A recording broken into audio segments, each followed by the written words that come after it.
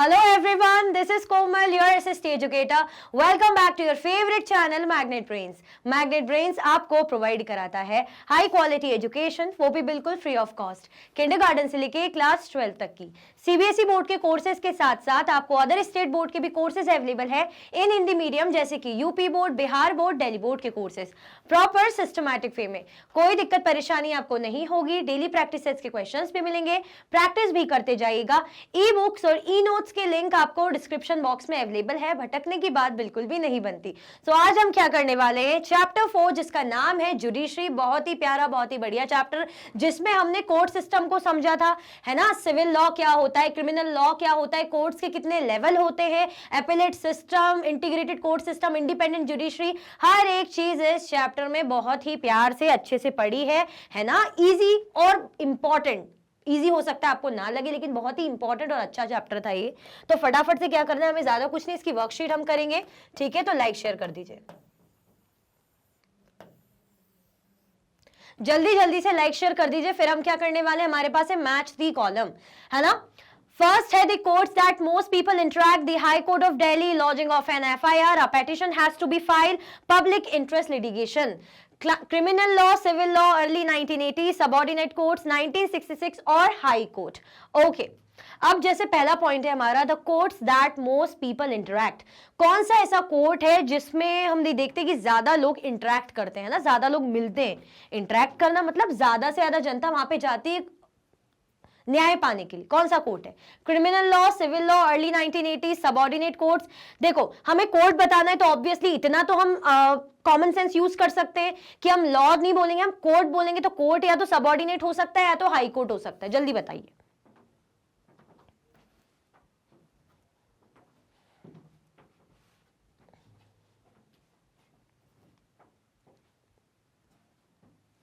जल्दी जल्दी से बताओ। The courts that most people interact, subordinate court होगा या हाई कोर्ट होगा? हमें क्योंकि कोर्ट ही बताना है, वही बता सकते हैं हम। चलो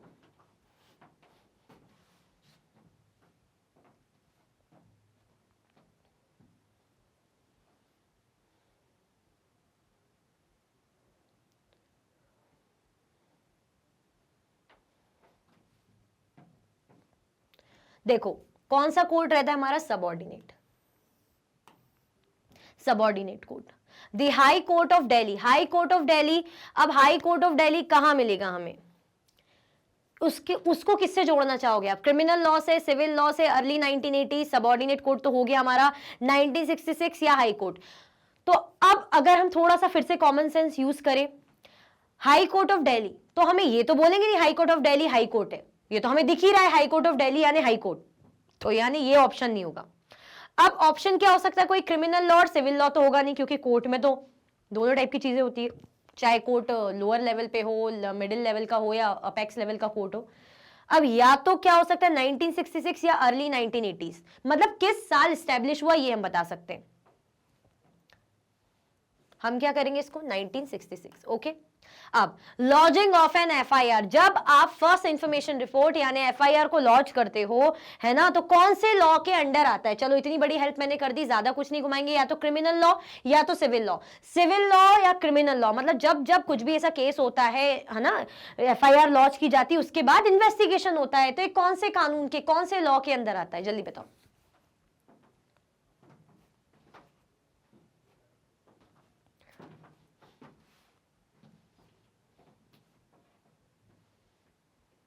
बताओ कौन से लॉ के अंदर आता है, क्रिमिनल लॉ होगा या सिविल लॉ होगा, जल्दी बताओ। देखो एफआईआर, एफआईआर के बाद होती है इन्वेस्टिगेशन, है ना। एफआईआर के बाद क्या होगी, इन्वेस्टिगेशन होगी, छानबीन होगी। तो छानबीन होगी तो कहां होगी ये छानबीन, किस चीज के लिए हम बोलेंगे, छानबीन होगी तो क्या हो जाएगा, यानी क्राइम की बात होगी, है ना। कोई गुनाह करता है, रेप करता है, मर्डर करता है, चोरी करता है, कुछ भी चीज होती है, क्या जाते हैं एफआईआर करवाने, एफआईआर के बाद फिर इन्वेस्टिगेशन शुरू होती है। तो ये चोरी, रेप, मर्डर, ये सब क्या है, क्राइम है ना। तो ये किसके अंदर आ जाएगा, क्रिमिनल लॉ के अंदर आ जाएगा। क्लियर।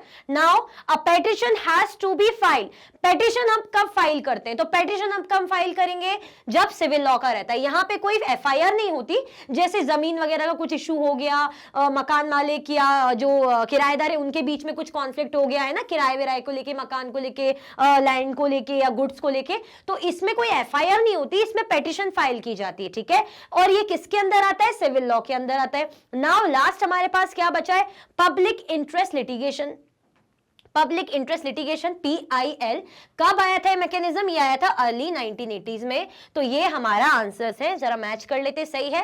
फर्स्ट का कोमल मैम ने डी लगाया है, तो देख लेते हैं। The courts that most people interact, first का डी, ओके ठीक है, सबऑर्डिनेट कोर्ट लगाया है। उसके बाद the high court of Delhi. High court of Delhi मैंने सेकंड का ई लगाया है, 1966।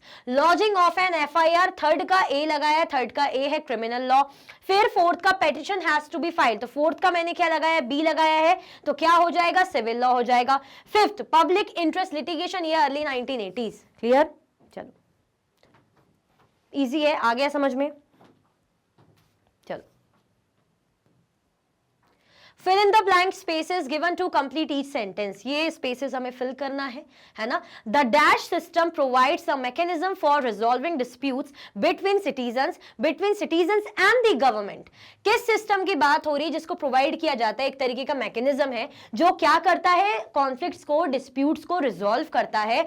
अब यानी दो नागरिकों के बीच में कोई डिस्प्यूट हो गया, जैसे मैं और आपके बीच में कुछ भी किसी भी बात की मतभेद हो गई, डिस्प्यूट हो गया है ना, या between citizens and the government, या सिटीजन और गवर्नमेंट के बीच में कोई डिस्प्यूट हो गया कि मेरे कुछ सरकार से लड़ाई चल रही किसी चीजों में, प्रॉपर्टी को लेके या कुछ भी ऐसे मैटर को लेके, है ना, तो ये रिजॉल्व कराने का काम कौन करता है? हमें बताना है ना। Resolving dispute system provide resolving which resolves disputes. किसकी बात हो रही है?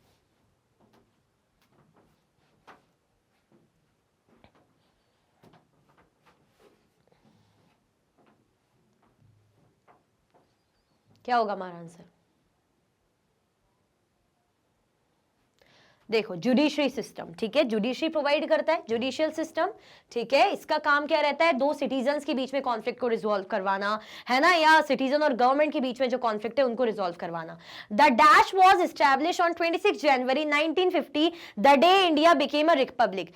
द डैश क्या एस्टैब्लिश हुआ था? 26 जनवरी 1950 को, है ना, वो दिन जब इंडिया क्या बनी थी? रिपब्लिक बनी थी।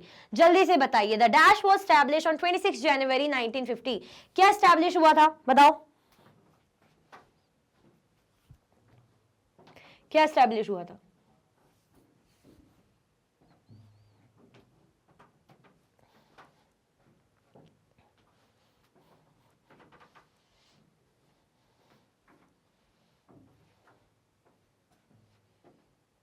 क्या होगा आंसर?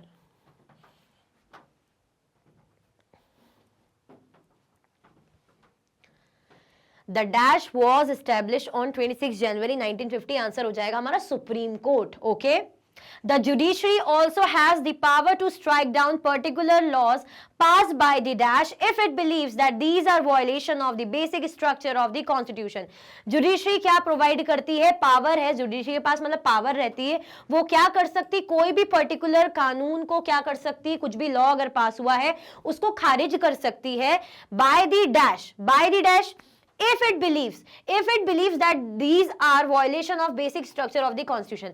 अगर लगता है कि भाई ये जो बेसिक एक स्ट्रक्चर है कॉन्स्टिट्यूशन का, जो हमारे कॉन्स्टिट्यूशन ने हमें फंडामेंटल राइट्स दिए हैं, कुछ भी ऐसा दिया हुआ है, अगर उस चीज का खनन हो रहा है, वो कानून ऐसा बना हुआ है कि खनन हो रहा है, टूट रहा है, तो भाई इसको क्या करेंगे? खारिज करेंगे, है ना। तो यहाँ पे क्या आएगा बताओ। अब आप बोलोगे मैम ये तो सेंटेंस अपने में कंप्लीट लग रहा है, नहीं, बट इनकम्प्लीट है, तभी तो जो है डैश छोड़ा है, उसमें ब्लैंक छोड़ा हुआ है। बताओ क्या होगा answer. Judiciary has the power to strike down particular laws passed by the parliament। कौन पास होगा? कानून वगैरह कहां से पास होते हैं? लेजिस्लेचर वगैरह में कहां से मिलते हैं? हमारे पार्लियामेंट से। कोई भी कानून अगर पार्लियामेंट से बन के आया है, ठीक है, अच्छी बात है, बट दैट डजंट मीन कि इट इज फाइनल, है ना, इसके बाद कुछ नहीं हो सकता। क्या होगा? अगर लगता है जुडिशरी को कि भैया ये जो है कॉन्स्टिट्यूशन के जो राइट्स है उसके खिलाफ जा रहा है, ये उसको जो एक कंज्यूमर्स की नीड को सेटिस्फाई, मतलब कस्टमर बोल रही हूँ, जनता की नीड्स को सेटिस्फाई नहीं कर रहा है या जनता के राइट्स के खिलाफ है या सही नहीं है, तो उसको खारिज कर सकते हैं। इतनी पावर होती है। ऐसा नहीं कि अरे यार पार्लियामेंट से पास हो गया तो हम तो कुछ नहीं कर सकते, बन गया तो बन गया, नहीं, अगर लग रहा है गलत तो कैंसिल कर सकते, खारिज कर सकते, ठीक है, पावर होती है जुडिशरी के पास।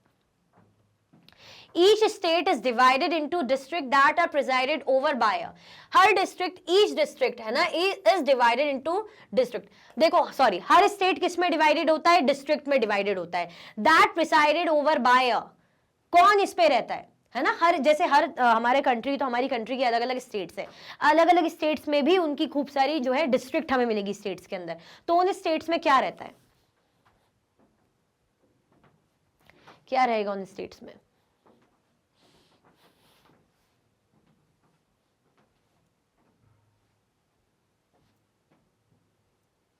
बताओ।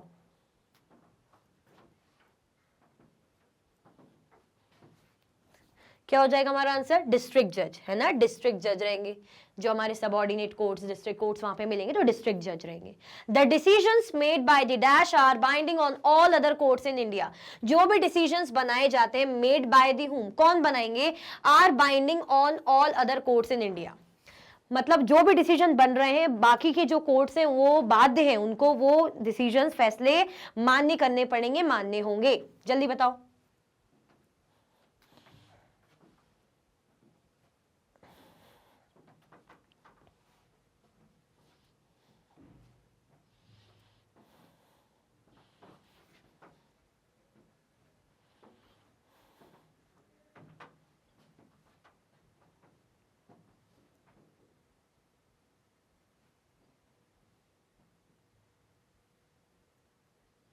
क्या होगा हमारा आंसर, सुप्रीम कोर्ट, है ना। सुप्रीम कोर्ट हमारा अपर लेवल का कोर्ट है, अपेक्स लेवल पे, तो सबसे पहला जैसे हमारा लेवल हो जाता है कोर्ट का सुप्रीम कोर्ट, उसके बाद क्या हो जाता है हमारा हाई कोर्ट, उसके बाद हो जाता है हमारा सबसे नीचे का ये सुप्रीम कोर्ट है, हाई कोर्ट है, उसके बाद ये वाला लेवल कौन सा हो जाता है, सबऑर्डिनेट कोर्ट भी कह सकते हैं।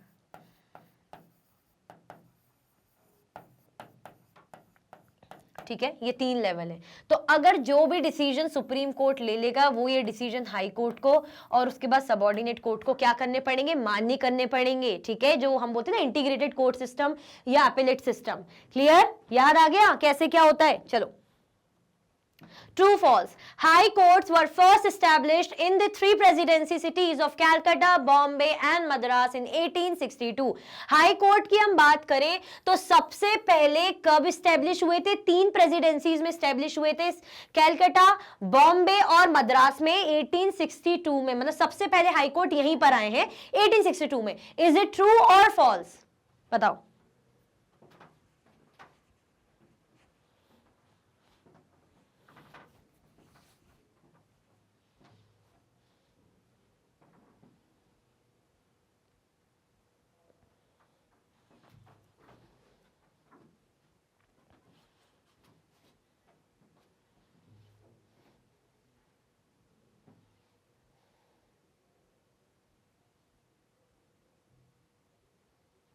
High courts were first established in the 3 presidency cities of Calcutta, Bombay and Madras in 1862. तो ये क्या हो जाएगा, ये सही है, ट्रू है, हमने चैप्टर में पढ़ा है। In India, we have an integrated judicial system, meaning that the decisions made by lower courts are binding on the higher courts. मतलब इंडिया में हमारे पास क्या है, इंटीग्रेटेड जुडिशियल सिस्टम है। दैट मीन्स कि जो भी डिसीजंस लोअर कोर्ट बनाएंगे, लोअर कोर्ट की तरफ से जो भी डिसीजन फाइनलाइज होंगे, वो डिसीजंस हायर लेवल के कोर्ट्स को मान्य करने पड़ेंगे, बाध्य होंगे, मानना ही पड़ेगा। मतलब लोअर लेवल के कोर्ट ने जो भी फैसला लिया कि अब ऐसा ऐसा है, फाइनल डिसीजन है, तो जो अपर लेवल की कोर्ट है वो मानेंगे कि भाई ठीक है यार, लोअर कोर्ट ने बोला है तो हमें मानना पड़ेगा। ये हमारा क्या है, integrated judicial system. Is it true और फॉल्स?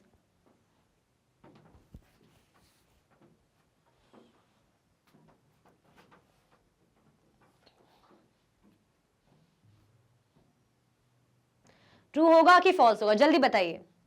सोच समझ के अगर आप ये लाइन पढ़ो तो आपको ध्यान दो, इंटीग्रेटेड जुडिशियल सिस्टम है, ओके ठीक है, कोर्ट बोल रहा है तो दूसरे कोर्ट बात मान रहे हैं, कोर्ट बोल रहा है तो दूसरे कोर्ट बात मान रहे हैं, तो बट मैम ये फॉल्स क्यों है? तो अगर आप थोड़ा सा ध्यान दो इस चीज में तो यहाँ क्या दिख रहा है कि decision made by lower court, जो डिसीजन लोअर कोर्ट्स बनाते हैं उसको कौन मान रहे हैं? Higher court. ये तो उल्टा कर दिया हमने, हम तो ये बोल रहे हैं जो डिसीजन हायर कोर्ट बनाते हैं उसको लोअर कोर्ट को मानना पड़ता है, उल्टा कह दिया हमने। मतलब हमने ये कह दिया कि जो फैसले घर में बच्चे रहते हैं वो बातें बड़ों को माननी पड़ती है, तो ये उल्टी बात हो गई ना। हम अगर बोलेंगे जो फैसले जो डिसीजन बड़े लेते हैं वो बात घर के बच्चों को माननी पड़ती है, तो ये सही है। यहाँ पे हमने उल्टी बात लिख दी, इसीलिए ये फॉल्स हो गया, है ना। अगर यहाँ पे हायर कोर्ट होता और यहाँ पे लोअर कोर्ट होता तब जाके चीजें सही रहती। The midday meal that children now receive in government and government aided schools is because of a PUL। जो मिड डे मील स्कीम आई थी बच्चों के लिए, कौन से बच्चे? गवर्नमेंट और गवर्नमेंट एडेड स्कूल के बच्चों के लिए, है ना।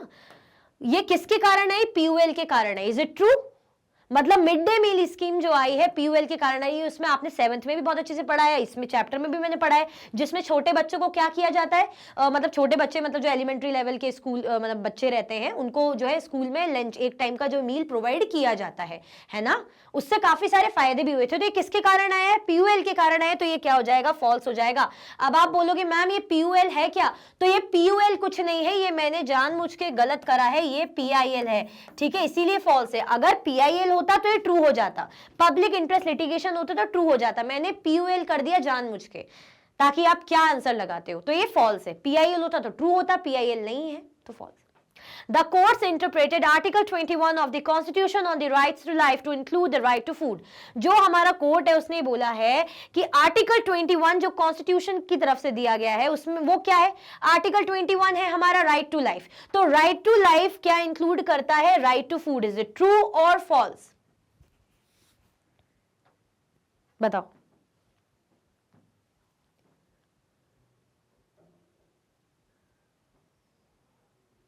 राइट टू लाइफ क्या इंक्लूड करता है? क्या राइट टू फूड को इंक्लूड करता है राइट टू लाइफ? मतलब राइट टू लाइफ यानी जीने का अधिकार। तो आप खुद ही सोचिए, जब जीने के अधिकार के अंदर खाने का अधिकार आ रहा है तो ऑब्वियसली सही है, इसका पार्ट ही होगा। तो right to livelihood, right to safe drinking water, right to food, ये सारी चीजें हमारी राइट टू लाइफ में आएगी, क्योंकि साफ पानी पीना, पर्याप्त मात्रा में भोजन मिलना और जीविका के लिए साधन मिलना, अधिकार होना, ये सब जिंदगी को ही कनेक्ट करता है ना। अगर गंदा पानी मिलेगा तबीयत खराब होगी, जिंदगी पर इंपैक्ट पड़ेगा, मर भी सकते हैं, है ना। खाना नहीं मिलेगा तो भी बीमार पड़ सकते, मर भी सकते। लाइवलीहुड नहीं, पैसा कमाने का कोई आधार नहीं, तो कुछ टाइम बाद हम क्या हो सकते? बीमार पड़ सकते, मर भी सकते। असर किस पे हो रहा है? हमारी लाइफ में हो रहा है। आप ऐसे कनेक्ट करके समझोगे ना, समझ में आएगा। रटोगे कि राइट टू लाइफ में राइट टू फूड है, ये है, तो नहीं समझ में आएगा। जिंदगी से कनेक्ट करो ये सारी चीजें तो इजी पड़ जाएगा। The courts are under the government and act on their behalf। Courts क्या होते हैं? जो हमारा कोर्ट सिस्टम होता है वो किसके अंडर काम करता है? गवर्नमेंट के अंडर काम करता है, और गवर्नमेंट के बिहाफ मतलब गवर्नमेंट के अंडर रहता है और गवर्नमेंट के बिहाफ में काम करता है। इज इट ट्रू और फॉल्स? बताइए। क्या ये जो हमारे कोर्ट होते हैं गवर्नमेंट के प्रभाव के अंदर रहते हैं और गवर्नमेंट के अंडर एक्ट करते हैं, तो ये क्या हो जाएगा? ये फॉल्स हो जाएगा। हमारी तो जुडिशरी इंडिपेंडेंट है, उसको कोई मतलब नहीं सरकार से, है ना, कि कौन मिनिस्टर क्या PM CM क्या आपको बोल रहा है। नहीं, जो सही है आप वो करेंगे, ठीक है। ऐसा नहीं कि अगर गवर्नमेंट ने बोल दिया ऐसा होना चाहिए तो ऐसा नहीं, तो ये फॉल्स हो जाएगा। क्लियर? आ गया समझ में? ओके। नाउ क्वेश्चन 4th है, which is the court that most people interact with. कौन सा कोर्ट है जिसमें सबसे ज्यादा जनता इंटरेक्ट करती है, एक्सेस करती है न्याय के लिए, जस्टिस के लिए? कौन सा कोर्ट है? हमारे पास 3 टाइप के कोर्ट हैं, तो उन तीनों में से किस कोर्ट की बात हो रही? तो लोअर लेवल के कोर्ट की बात हो रही है, जिसको सबऑर्डिनेट और डिस्ट्रिक्ट कोर्ट भी बोलते हैं, जो सबसे निचले लेवल का होता है। The courts that most people interact with are called subordinate और डिस्ट्रिक्ट कोर्ट। क्या कहलाता है? सबऑर्डिनेट और डिस्ट्रिक्ट कोर्ट। क्लियर? चलो, name some issues which come under civil law. आपको इन इश्यूज का नाम बताना है जो किसके अंडर आते हैं? सिविल लॉ के अंडर आते हैं। किसके अंडर आएंगे? सिविल लॉ के अंडर आएंगे। सिविल लॉ, सिविल लॉ क्या होता है? जिसमें कोई एफआईआर नहीं होती है ना, कोई ऐसा क्राइम नहीं रहता है, उसमें बेसिकली डिस्प्यूट्स होते हैं, कॉन्फ्लिक्ट्स होते हैं कि कुछ प्रॉपर्टी को लेकर बहस हो गई, मकान मालिक और किराएदार की कुछ बहस हो गई, ये सारी चीजें होती हैं। डिस्प्यूट्स रिलेटेड टू सेल और परचेज ऑफ लैंड और other goods, rent matters, divorce cases etcetera come under civil law, है ना। जैसे डिस्प्यूट किससे रिलेटेड? सेल और परचेज ऑफ लैंड और अदर गुड्स, जैसे कुछ सामान खरीदना या जमीन खरीदने बेचने में कुछ जो है बातें बढ़ गई, है ना, डिस्प्यूट हो गया, बहसबाजी हो गई, या रेंट वगैरह को लेके कि रेंट नहीं दे रहे हैं, रेंट ज्यादा मांग रहे हैं, कुछ भी ऐसा हो गया, है ना, या डाइवोर्स केसेस को लेके कि भाई डाइवोर्स नहीं हो रहा है, उसमें दिक्कत आ रही है, ये सारी दिक्कतें, तो ये सब किस में आता है? सिविल लॉ के अंडर आता है। ये कोई क्राइम नहीं है, ये बस डिस्प्यूट है जिनको रिजॉल्व कराया जाता है। क्लियर? चलो, name some offences which come under criminal law. अब आपको उन ऑफेंसेस के नाम बताने हैं जो क्रिमिनल लॉ के अंडर आते हैं, तो सोचिए, बताने की कोशिश कीजिए। नाम से ही समझ में आ रहा है क्रिमिनल लॉ यानी जहां पे क्राइम, ऐसे जो है केसेस आते हैं जो क्राइम से रिलेटेड है ना, गुनाह से रिलेटेड है। बताइए।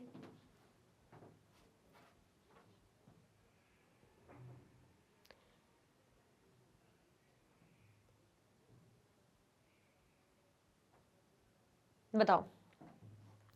क्रिमिनल यानी हम बात करें क्राइम की तो क्या आ जाएगा? रेप, मर्डर, है ना, हैरेसमेंट, क्या क्या चीजें आ जाएंगी इसमें? Theft, murder, harassing a women for dowry are some offences which come under criminal law. और भी आ सकते हैं, हम तो कुछ ही बताएंगे, तो हमसे कुछ ही पूछा, जैसे चोरी चकारी कर ली, मर्डर कर लिया, किसी वुमेन को, जैसे अपनी वाइफ को आप दहेज के लिए प्रताड़ित कर रहे हो या किसी को प्रताड़ित कर रहे हो, ये सारे ऑफेंसेस किसके अंडर आते हैं? क्रिमिनल लॉ के अंडर आते हैं। क्लियर? चलो, Who introduced PILs in Indian judicial system and when? PIL को किसने इंट्रोड्यूस करा? कौन लेकर आया था PIL को और कब लेकर आया था? PIL जिसे हम बोलते हैं पब्लिक इंटरेस्ट लिटिगेशन, है ना, जो कौन लेकर आया था? हमारा सुप्रीम कोर्ट। कौन लेकर आए थे? सुप्रीम कोर्ट लेकर आया था, है ना, अर्ली 1980s में। कब?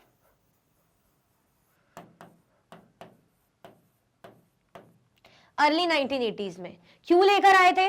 क्योंकि सारे लोग क्या कर पाए, सब लोग न्याय को एक्सेस कर पाए, जस्टिस को एक्सेस कर पाए। ठीक है, देख लेते हैं। The supreme court introduce PILs in the Indian judicial system in the early 1980s। Supreme court लेकर आए थे, याद रखना, कब लेकर आए थे, ऐसे कुछ एग्जैक्टली हम नहीं बोलेंगे, डेट दी हुई है अर्ली 1980s में। ठीक है, चलो। Who acts as a check on the powers of the executive and legislative? किसका काम होता है जो चेक करता है, नजर रखता है, किस पर? एग्जीक्यूटिव और लेजिस्लेटिव पर। ये एग्जीक्यूटिव, लेजिस्लेचर, ये सब क्या है? हमारे ऑर्गन्स या ब्रांच ऑफ द गवर्नमेंट, है ना। तो कौन है जो इन पर नजर रखता है, इनकी पावर पर, कि भाई गलत इस्तेमाल ना करें, अपनी अथॉरिटी को कोई गलत तरीके से यूज ना करें, है ना। तो कौन करता है? जुडिशरी करता है। जुडिशरी की नजर इन पे रहती है। क्यों? क्योंकि जुडिशरी इंडिपेंडेंट है, उसको कोई मतलब नहीं है कि आप क्या कह रहे हो, तो डरेगी नहीं वो कि अरे यार अगर मैंने इस मिनिस्टर को ऐसा कर दिया, मिनिस्टर पे ये हो गया, तो मैं डरूंगा, इसके खिलाफ कोर्ट वो सुना दी, मतलब जो है सजा सुना दी, तो ये क्या करेगा। नहीं, ऐसा कुछ भी नहीं है। जुडिशरी क्या करती है? पावर, मतलब act as a check on the power between executive and legislative. इनकी पावर पे नजर, मतलब इनके काम पे बेसिकली नजर रखती है। ठीक है, चलो। When did the Supreme Court move to its present location at Mathura Road, New Delhi? है ना, कब जो है सुप्रीम कोर्ट मूव हुआ था to its present location at Mathura Road, New Delhi? कब की बात है? कब की बात है बताइए।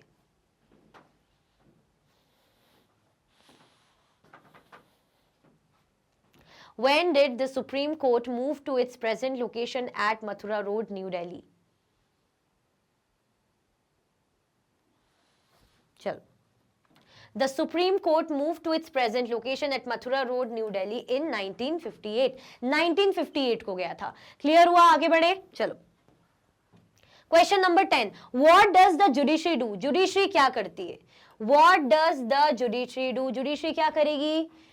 जुडिशरी हमारी न्यायपालिका, जिसमें हमारा कोर्ट सिस्टम आता है, क्या काम रहता है उसका? The judiciary is that organ of the state which upholds the law of the land. वो क्या करती है? जुडिशरी वो ऑर्गन होती है स्टेट का, है ना, जो क्या करती है, मतलब कानून व्यवस्था बनी रहे, है ना, कानून मतलब न्याय मिले, बेसिकली न्याय देने का काम करती हैं। उनका काम है कि कुछ भी कानून बना है तो सही तरीके से लोग मान्य करें, जो नहीं करता उसके हिसाब से फिर उन्हें सजा भी मिलती है। कोई कानून तोड़ता है तो जिसमें जुर्माना होता है, पेनल्टी लगती है, कुछ महीनों की सजा है, कुछ वीक्स की सजा है तो वो मिलती है। कुछ कोई मर्डर, रेप, हैरेसमेंट करता है तो उसको उसके हिसाब से सजा मिलती है, ठीक है। तो ये रिस्पॉन्सिबिलिटी किसकी, कौन करता है ये, to interpret the laws, judiciary. Clear, चलो। What do you mean by apex court? apex court से क्या समझते हैं? apex लेवल का कोर्ट जो सिर्फ हमारा एक है, किसकी बात हो रही है? एपेक्स लेवल से क्या सोचते हो आप, क्या होता होगा एपेक्स लेवल? एपेक्स लेवल मतलब जो सबसे ऊपर का लेवल का कोर्ट होता है, सबसे टॉप के लेवल का जो कोर्ट होता है वो हमारा एपेक्स लेवल का कोर्ट होता है ना, जिसको हम सुप्रीम कोर्ट बोलते हैं, जो कि एक है, ठीक है। Apex court refers to the court at the highest level in the Indian judicial system, that is supreme court. ये क्या होता है, हमारा हाईएस्ट लेवल का कोर्ट होता है, हाईएस्ट लेवल पे रहता है, जिसको हम क्या बोलते हैं, वही हमारा एक ही इकलौता प्यारा सा सुप्रीम कोर्ट। क्लियर, कहां सिचुएटेड है सुप्रीम कोर्ट, मुझे कमेंट में बताओ। चलो, कौन से स्टेट में सुप्रीम कोर्ट कौन सी जगह पे लोकेटेड है? बॉम्बे में है क्या, दिल्ली में है या कोलकाता में है? What is the full form of FIR? FIR का फुल फॉर्म क्या है? इजी है, फर्स्ट इंफॉर्मेशन रिपोर्ट, है ना। इसी के बाद इन्वेस्टिगेशन शुरू होती है जो क्रिमिनल लॉ के अंदर आती है। The full form of FIR is first information report. Easy है पर याद रखना, basic information. How many levels of courts are there in our country? Courts के कितने लेवल है हमारी कंट्री में? तो 3 लेवल है, 3 लेवल है। एक हो जाता है हमारा लोअर लेवल जिसमें सबऑर्डिनेट कोर्ट्स आते हैं, फिर उसके बाद हो जाता है हमारा मिडिल लेवल पे जिसमें हाई कोर्ट आता है जो हर स्टेट में होते हैं, उसके बाद इकलौता एक प्यारा सा बच्चा हमारा एपेक्स लेवल जो एक ही रहता है, सुप्रीम कोर्ट, है ना, अपर लेवल पे। There are 3 levels of court in our country, 3 level होते हैं हमारे कोर्ट के, ठीक है। इतनी चीजें आपने जरूर नोटिस करोगे, हर चीज 3-3 है, ब्रांचेस ऑर्गन्स भी 3-3, गवर्नमेंट के लेवल्स भी 3-3, कोर्ट के लेवल्स भी 3-3, पंचायती राज सिस्टम के भी लेवल 3-3, ये जो आपने पढ़ा होगा 6th क्लास में, ठीक है। What do you understand by integrated judicial system? Integrated judicial system से क्या समझते हो? देखो, इंटीग्रेटेड यानी जुड़ा हुआ, है ना, मतलब जो हमारे तीनों कोर्ट है ना एक दूसरे से क्या है, जुड़े हुए हैं। कैसे जुड़े हुए हैं मैम? देखो, अगर जो भी फैसला सुप्रीम कोर्ट की तरफ से हो गया तो बाकी के जो 2 लेवल के कोर्ट से नीचे के उनको वो मान्य करना पड़ेगा, बाध्य है, उनको मानना ही पड़ेगा, है ना। तो ये क्या हो जाता है, इंटीग्रेटेड जुडिशियल सिस्टम। अच्छे से समझते हैं।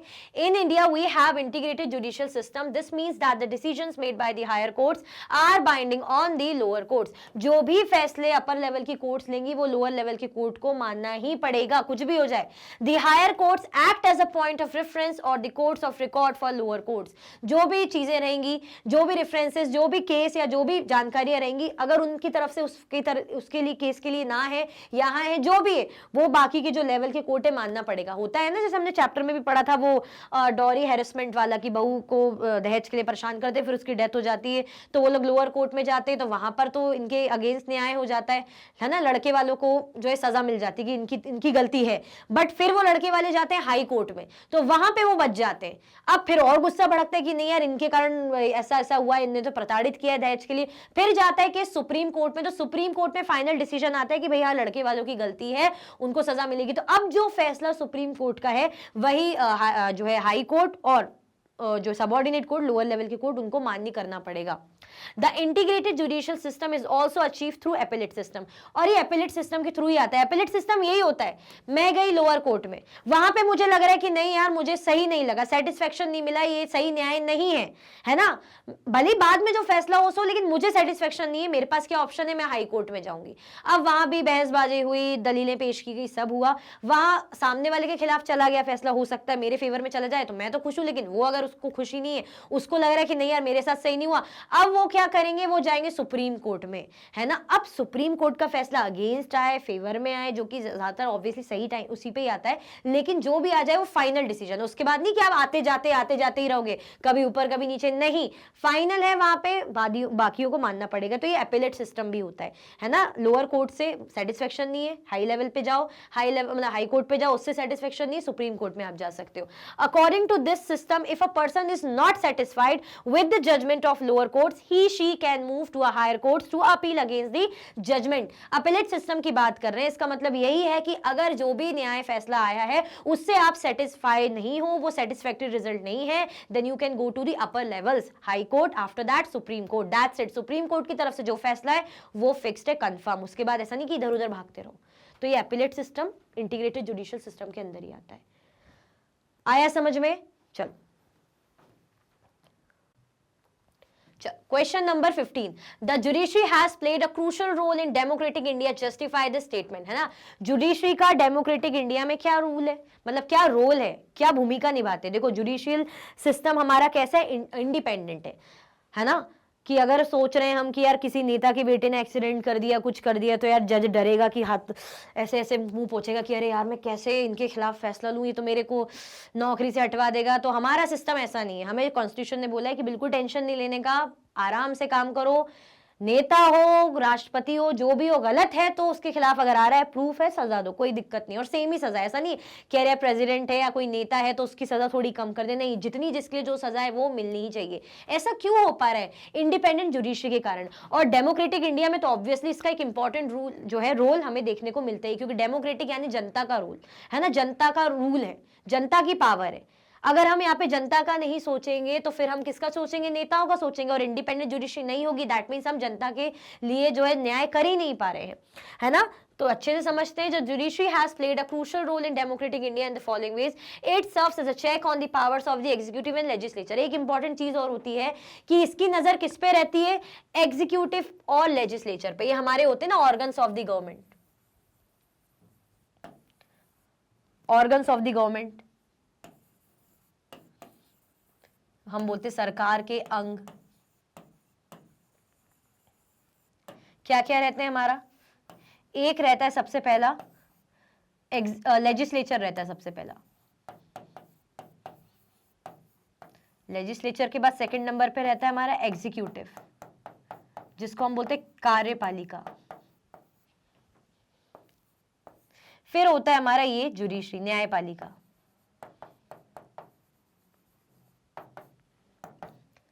लेजिस्लेचर की बात करें तो ये क्या काम करते, कानून बनाने का काम करते, टू मेक लॉज।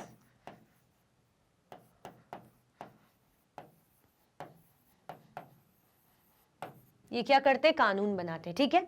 एग्जीक्यूटिव क्या करते, to execute the laws.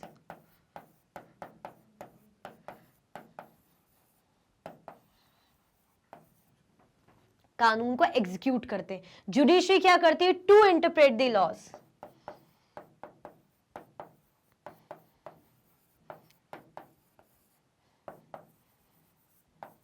Clear. अब ये है हमारे ऑर्गन्स गवर्नमेंट के, तीन अंग होते, लेजिस्लेचर, एग्जीक्यूटिव, जुडिशरी। यहां पे क्या पॉइंट लिखा है कि ये क्या करती है, जुडिशरी क्या करती है, इनकी पावर, लेजिस्लेचर और एग्जीक्यूटिव की पावर पे उनकी नजर रहती। क्यों? क्योंकि हमें क्या दिया है कॉन्स्टिट्यूशन ने, देखो तीनों के पास अपनी अपनी इंपॉर्टेंट पावर है। अब अगर जोड़ के रहेंगे कि भाई यार तुम्हें तो इसके हिसाब से चलना है, तो क्या होगा, वो भी गलत काम करेंगे तो कोई कुछ बोल ही नहीं पाएगा। यहां पे बोला है कि तुम्हारे पास पावर है लेकिन सेपरेट कर रखी है पावर।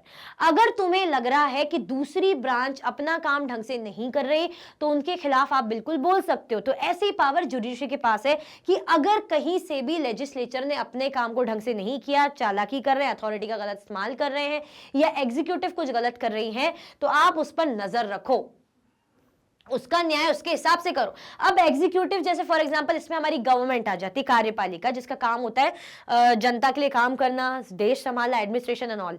अगर सरकार में कोई भी नेता या जो भी जिनसे ही सरकार बन रही है ढंग से काम नहीं कर रहे और जुडिशरी सोचेगी कि अरे यार ये तो एग्जीक्यूटिव का पार्ट है, हम कैसे इनको कुछ कर ले, तो नहीं, डोंट वरी, इंडिपेंडेंट जुडिशरी है। अगर आपको लग रहा है आप उनके खिलाफ क्या कर सकते हो, बिल्कुल बोल सकते हो। तो हमें क्या दिया इसमें, पावर है जुडिशरी के पास कि आप क्या कर सकते हो, एग्जीक्यूटिव और लेजिस्लेचर पर नजर रख सकते हो। It protects the fundamental rights of citizens against other citizens and the state. ये क्या करती है, एक हमारे पास फंडामेंटल राइट होता है जिसपे हम कोर्ट जा सकते हैं। कौन सा था, सबसे लास्ट वाला हमने पढ़ा था, राइट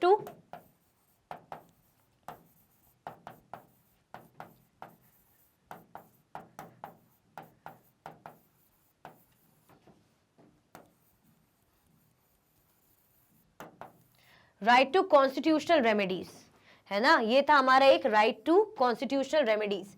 इसका मतलब ही ये होता है कि अगर आपका कोई भी जो राइट है, जो आपको अधिकार दिया हुआ है, उसको कोई भी उसका खनन करता है स्टेट, है ना, कि आपको फ्रीडम नहीं दे रहा, आप दूसरे स्टेट में जाके घर बनाना चाह रहे हो, बनाने नहीं दे रहा है, कुछ भी जॉब नहीं करने दे रहा कि भाई हम तो हमारे ही लोगों को जॉब पे रखेंगे, आपको नहीं रखेंगे, आपको इक्वालिटी नहीं मिल रही है, आपको रिलीजियस फ्रीडम नहीं मिल रहा, आप क्या कर सकते हो, कोर्ट में जाकर अपील कर सकते हो और कोर्ट उसके खिलाफ आपको क्या प्रोवाइड करेगा, न्याय प्रोवाइड करेगा। वो डरेगा नहीं कि अरे यार ये तो स्टेट है, स्टेट की जो मर्जी, मैं कैसे बोलूं, तो इनकी सरकार है। नहीं, अगर जनता के साथ गलत हो रहा है, क्यों? क्योंकि बात यहाँ पे फंडामेंटल राइट की आ जाती है, बात यहाँ पे कॉन्स्टिट्यूशन के दिए हुए रूल्स की आ जाती है। अगर वो रूल्स टूटते हैं और जनता के अहित होता है तो फिर क्या करेंगे, सुप्रीम कोर्ट या मतलब कोई भी कोर्ट उसके खिलाफ आपको क्या प्रोवाइड करेगा, न्याय प्रोवाइड करेगा।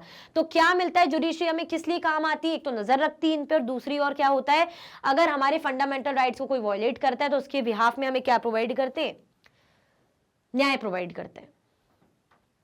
Describe the evolution of courts in India, किस तरीके से जो कोर्ट्स इंडिया में इवॉल्व हुए, मतलब कैसे कैसे कौन सा कोर्ट कब स्टैब्लिश हुआ, क्या क्या हुआ, देख लेते हैं। The first high courts were established during the British rule in 1862। जो सबसे पहला हाई कोर्ट हमारा एस्टैब्लिश हुआ था तो उस टाइम पे ब्रिटिश रूल चल रहा था। ऑब्वियसली हमें तो आज़ादी 1947 पे मिली है, खैर हम फिर भी अभी तक आज़ाद हैं नहीं, अभी भी हम जो है बंधे हुए हैं चीज़ों से, मतलब बहुत ज़्यादा नैरो माइंडेड हैं अभी भी, आज के टाइम पे भी ऐसे ख्यालों से आज़ाद नहीं है।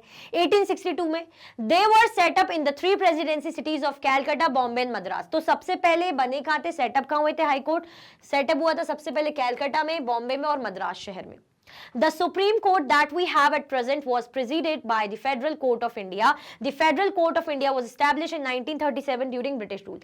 जो सुप्रीम कोर्ट है जो अभी हमारे पास एट प्रेजेंट हम कहते हैं ना, उनको कौन प्रेसिड करता था, फेडरल कोर्ट, फेडरल कोर्ट प्रेसिड करता था। और फेडरल कोर्ट कब स्टैब्लिश हुआ था, 1937 में, तब भी ब्रिटिश रूल चल रहा था, 1947 के पास वो गए थे, तब आजादी मिली थी हमें। It was located in the chamber of princess in the parliament houses, it was in operation till 1949। ये कहाँ मिलेगा, जो चैम्बर्स बने हुए ना princess of the parliament houses, वो हमने इमेज में भी देखा था वहां पे।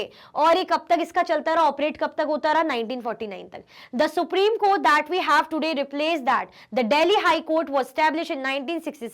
Now the country has one Supreme Court at the top and 24 high courts। Supreme Court क्या है जो हमारे पास आज के टाइम पे है ना।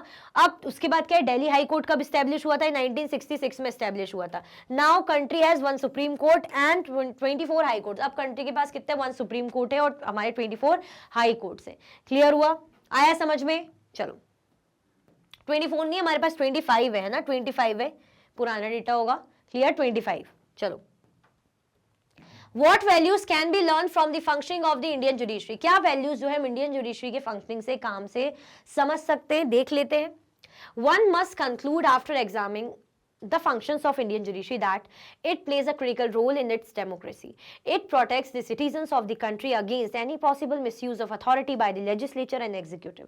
देखो ये हमें प्रोटेक्ट करने के लिए, हम जनता को प्रोटेक्ट करने के लिए, हम सारे सिटीजन्स को प्रोटेक्ट करने के लिए बहुत ही इंपॉर्टेंट रोल प्ले करती है। क्यों? अगर ये इनके पास पावर नहीं होगी तो लेजिस्लेचर और एग्जीक्यूटिव अपना मनमाना काम कर सकती है। लेजिस्लेचर जो कानून बनाने का काम कर सकती, तो हो सकता है ऐसे कानून बनाए जो हमें पसंद नहीं आ रहे। कौन बदलेगा, किसकी हिम्मत उन पे हाथ डालने की, कोई बदल नहीं सकता। लेजिस्लेचर के पास पावर है या एग्जीक्यूटिव गवर्नमेंट है, वो ढंग से काम करे ना करे, कौन नजर रख रहा है, जो मर्जी है हम करेंगे। बट बात आ जाती है यहाँ पे जुडिशरी की, जो भाई खड़ी रहती नजर रख के कि सोच लो मैं यहाँ पे हूँ, तुमको देख रही हूँ, तुम ढंग से काम करो तो अच्छी बात है, नहीं करोगे तो मैं यहाँ बैठी हूँ, है ना। तो ये लोग क्या रहते हैं भाई, स्ट्रेट बिल्कुल सीधे रहते हैं कि नहीं यार सही बात है, नजर रख रहे, कुछ भी होगा, कोर्ट कचहरी का चक्कर होगा, वैसे भी जज है, डराने तो हम डर तो सकता नहीं है ना, ना इसको हम अपॉइंट कर सकते हैं आसानी से, ना हम इसको हटा सकते हैं इसकी जगह से, हमारा इसके लिए कोई रोल ही नहीं है, तो ये तो आराम से फैसला लेगा तो हम फंस जाएंगे, है ना। तो ये पावर हमें दिए, ये पावर हमें मिलती है जुडिशरी से। Moreover a citizen can go to the judiciary directly to seek justice in case his or her fundamental rights have been violated. अब जैसे मैंने बताया था राइट टू कॉन्स्टिट्यूशनल रेमेडीज, कि अगर लगता है कि हमारे कोई भी अधिकारों का खनन हो रहा है ना, कोई भी फंडामेंटल राइट्स हमारे तोड़े जा रहे हैं, या कोई हमें डिस्क्रिमिनेट कर रहा है, इक्वालिटी नहीं दे रहा है, एक्सप्लॉयटेशन कर रहा है, हम क्या कर सकते हैं, डायरेक्टली कोर्ट में जाकर अपील कर सकते हैं। From this I have learn the value and importance of Indian judiciary in strengthening the countries democracy besides my personal wellbeing. इसीलिए इस चीज से हम क्या समझते हैं, आप क्या वैल्यू गेन करते हो, तो मेरे हिसाब से मैं क्या वैल्यू गेन करती हूँ कि जुडिशरी क्या करती है, हमारी कंट्री की डेमोक्रेसी को और मजबूत करती है, क्योंकि डेमोक्रेसी कहती है जनता का रूल, और जुडिशरी किसके लिए काम करी, जनता के हित के लिए काम करी, जनता के फंडामेंटल राइट्स के लिए काम कर रही है ना। एग्जीक्यूटिव और लेजिस्लेचर अपने पावर का गलत इस्तेमाल ना करे, जनता का अहित ना करे, तो जुडिशरी उसके लिए काम कर रही है। तो इनडायरेक्टली काम किसके लिए हो रहा है, ओवरऑल जनता के लिए हो रहा है, जो कि डेमोक्रेसी का तो पार्ट है ही। ठीक है, चलो Discuss the role of PIL in Indian judiciary. What values have you learned from the workings of PIL in Indian judicial system? देखो क्या होता है ना कि जो पैसों वैसों वाले हैं, जिनके पास टाइम है, या ऐसा तो है नहीं कि डेली वेज लेबरर है, तो वो तो जाके कोर्ट कचहरी के चक्कर काट सकते हैं। गरीबों का क्या, जो बेचारे डेली लेबर वाले, डेली वेजेस वाले, कि आज काम पे गए तो पैसा मिल जाएगा, नहीं गए तो नहीं मिलेगा, है ना ज्यादा पढ़े लिखे होते हैं, ना ये कोर्ट कचहरी का पेपर वर्क ये सब समझ में आता है। तो वो लोग क्या सोचते हैं कि अरे यार छोड़ो यार, कौन जाए, थोड़ा बहुत अन्याय झेल लेंगे, थोड़ा बहुत परेशानी झेल लेंगे, कोर्ट का चक्कर कौन ही काटे। बेचारे पिछड़े रह जाते हैं, सहते रहते हैं, अत्याचार सहते रहते हैं।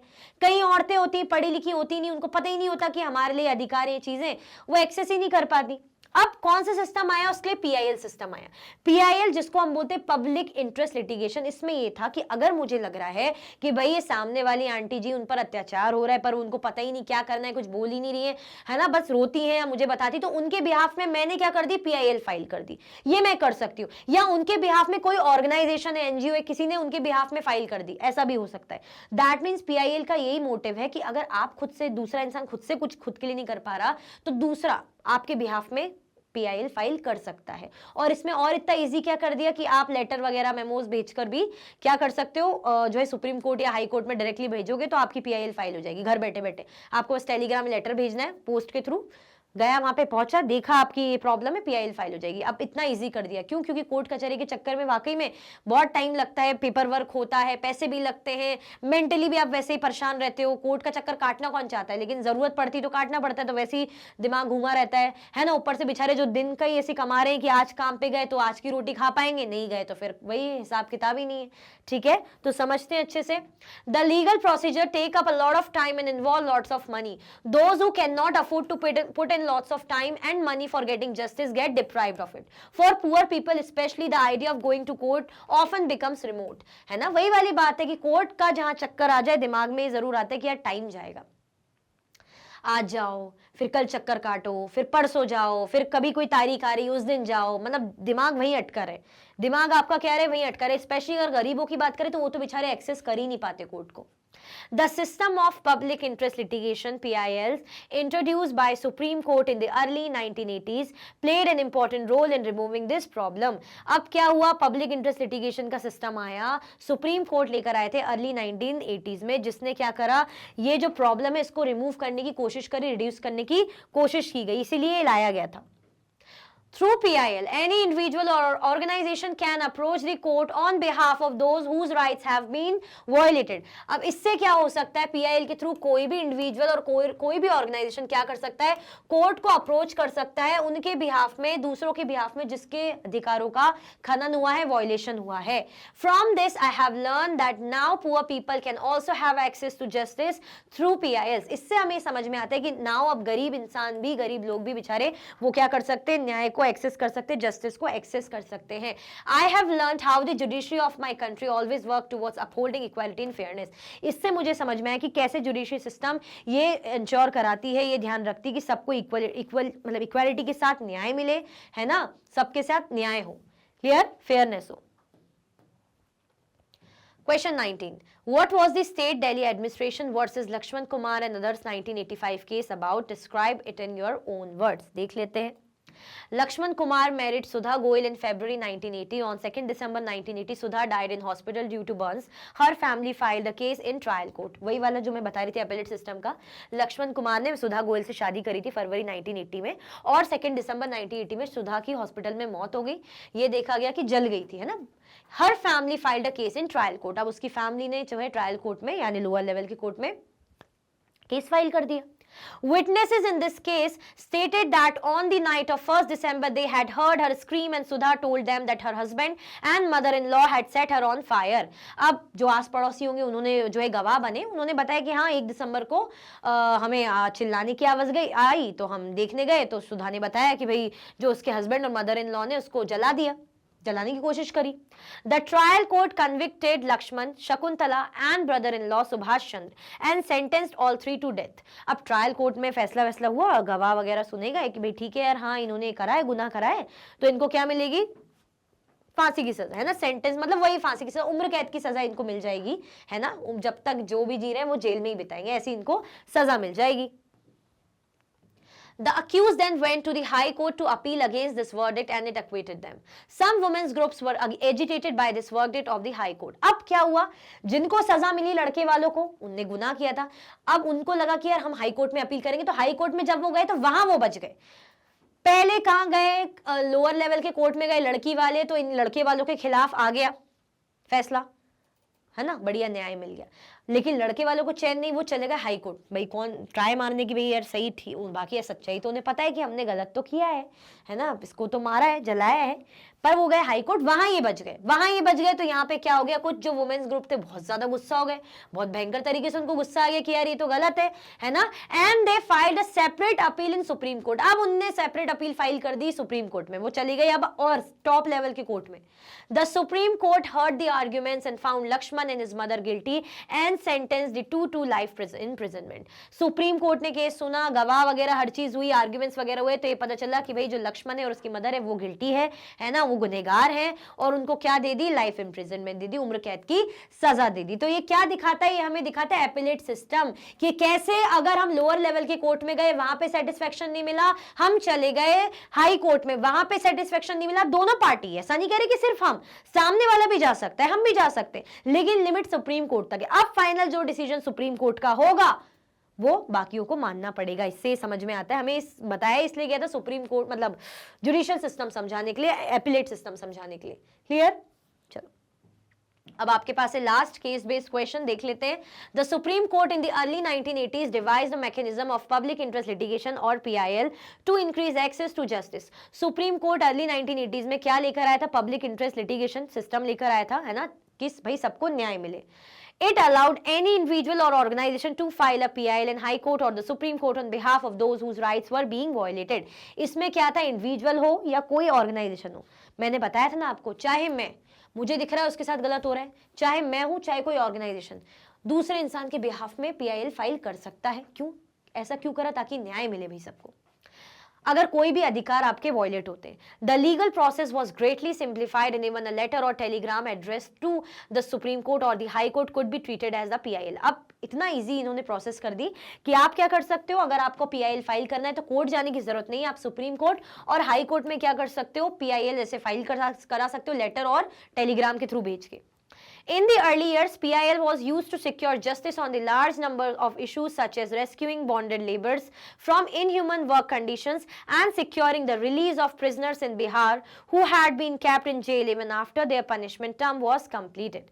अब क्या हो गया यहाँ पे, बहुत से इश्यूज के रिगार्डिंग इनको PIL को यूज किया गया है ना, जैसे बॉन्डेड लेबर्स हो गए, है ना, कि भाई उनको साथ ऐसी जगहों पे उनसे काम कराया जा रहा है जहाँ पे लाइफ का रिस्क है ना, या उनको रिलीज, जो बिहार के प्रिजनर से उनको रिलीज कराना हो, भले उनकी जो जेल की सजा खत्म हो गई होगी पर फिर भी टाइम खत्म हो गया, उसके बाद भी वो जेल में, तो इन सारे मैटर्स को, इन्वायरमेंटल इशू हो गए, कुछ भी चीज़ों के इशू को, मतलब प्रॉब्लम्स को सिक्योर करने के लिए, जस्टिस पाने के लिए आप दूसरे के बिहाफ में PIL फाइल कर सकते हो। मतलब ऐसा नहीं कि किसी के साथ हैरेसमेंट हो रहा है या मर्डर हो रहा है उसी बिहाफ में, बहुत सारे मैटर पे PIL फाइल की जा सकती है। हमने देखा था ना अभी कि मिड डे मील भी PIL स्कीम के कारण ही आया है, जब PIL मैकेनिज्म लिख दिया था हमें सुप्रीम कोर्ट ने। ठीक है, चलो Why and when was public interest litigation devised by the Supreme Court? कब होगा? अर्ली 1980s में। रीजन क्या था?